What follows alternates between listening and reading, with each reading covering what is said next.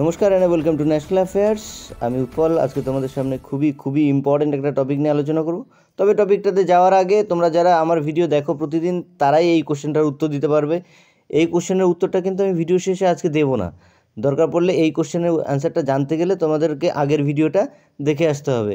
তো এবার আমরা চলে আসি আমাদের টপিকটাতে। টপিকটা হচ্ছে ভারতের ফরেক্স রিজার্ভ নিয়ে অনেকেই চিন্তাভাবনা করেন যে প্রতি মাসে হয়তো ভারতের রিজার্ভ বাড়ছে, আর একটুখানি কমে গেলে মনে করেন যে গেল ইকোনমি গেল, কিন্তু আসলে সেরকমটা নয়।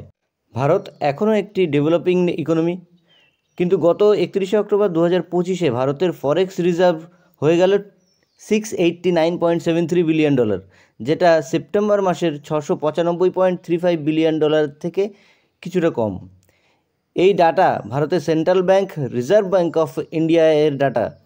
এক মাসেই যেখানে $6.4 বিলিয়ন কমে গেছে, যেটা 2024 সালের সেপ্টেম্বর মাসে $704.89 বিলিয়ন সর্বোচ্চ ছিল।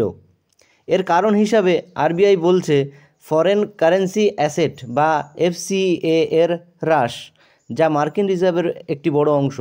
বিশেষজ্ঞরা আরও জানিয়েছে যে মার্কিন ডলারের শক্তিশালী অবস্থান ও রুপির স্থিতিশীলতা বজায় রাখতে আরবিআইয়ের বাজারে হস্তক্ষেপ এই সাময়িক পতনের কারণ হতে পারে। যদিও রিজার্ভ কিছুটা কমেছে, তবে ভারত এখনও বিশ্বের অন্যতম বৃহত্তম বৈদেশিক মুদ্রা ভাণ্ডারকারী দেশ, যা দেশের আমদানি ব্যয় ও বহির্ঋণ পরিশোধে স্থিতিশীলতা বজায় রাখে। এ ধরনের স্বল্পমেয়াদী ওঠানামা স্বাভাবিক, অর্থনীতির জন্য খুব একটা উদ্বেগের বিষয় কিন্তু নয়।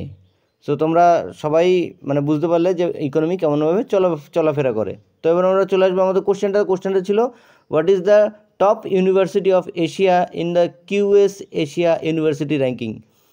তো এর সঠিক উত্তরটা আমি যেমনটা বললাম যে তোমাদেরকে ভিডিও শেষে দিয়ে দেবো। তো কালকে কোনো একটা ইম্পর্টেন্ট টপিক নিয়ে এসে আমি আবার হাজির হবো। সো ততক্ষণ পর্যন্ত বাই।